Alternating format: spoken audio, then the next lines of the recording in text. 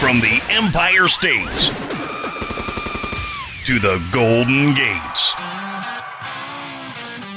this is Quad Radio USA. Cool. Oh, yeah. Now, with all the dirt from the world of ATV motocross and GNCC racing, here's Mr. 10 Seconds, Rodney Tomlin.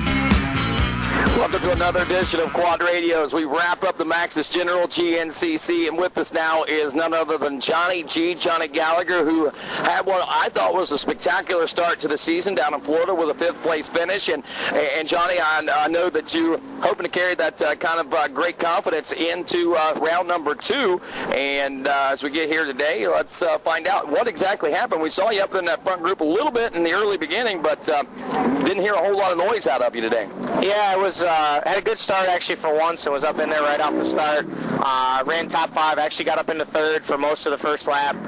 Made one mistake and got passed by 3 guys, so that dropped me to 6th. And then I think I worked my way back up to 5th for quite a while, and that's kind of where I ran until just after the hour mark, so halfway. Felt good. Felt really comfortable at that pace. Bike was working awesome. Unfortunately, we ran into some issues just after halfway, and had some issues that we had to come into the pits 3 times to try and fix, and then make another pit stop out on the trail. So ended up losing, 5-6 minutes in the pits, and just kind of tried to salvage some points out the day. I believe I ended up 8th in the class and 11th or 12th overall. I haven't looked yet, so pretty disappointed. Was happy to get that good start running up there with those guys. Being down here all winter definitely paid off, and I feel like I have the speed. The bike's working awesome. My conditioning's great. Unfortunately, we had some mechanical issues today. It's great to hear you talking like that, Johnny, because a lot of people could be satisfied with the way things are going, and maybe in years past there might have been a time in your life that you might have been a little bit satisfied with what you see today. But I can see the hunger, man. There's like a new life in you right now. Yeah, definitely. I mean, to be honest with you, I was really pumped on the 5th in Florida as far as the finish, but I was really disappointed. With the way I actually rode and the issues that we had down there. Had some pretty major issues there right from the start. Don't really want to go into it. It was a mistake I made prepping the bike, but basically it was like wrestling an 800-pound gorilla for 2 hours in Florida, and to come out of there with a top 5 by just putting my head down and soldiering through it, I was pretty stoked on the fact that obviously my conditioning, given what I had to ride because of something I did, it was a pretty impressive performance for me. So I was really looking forward to coming out this weekend. Like I said, I told you guys a couple weeks ago I heard some noise back a month or so ago that people were saying I was too old and it was time for me to go run vet class. So, it basically, to be blunt about it, it really pissed me off. And I'm going to go home and I'm going to work even harder, and I will be up front before this year's over. 3 weeks or a couple weeks anyway. We've got till round 3, Steel Creek, man, and that gives you a lot of time to work on some things.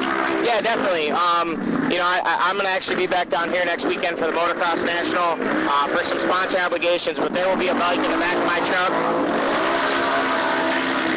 Man, these things are loud. The UTV race is rolling, folks. But, there will definitely be a practice bike in the back of my truck as well as a road bike and some running sneakers. So I'll be getting my workouts in. And when we go to Steel Creek, that's not one of my favorite places to race. But, I'm going to try and get through there with a good run. And then we're going to start getting to some tracks that I really like. And, honestly, Florida, like I said, I was pumped on the finish, not happy with the ride today.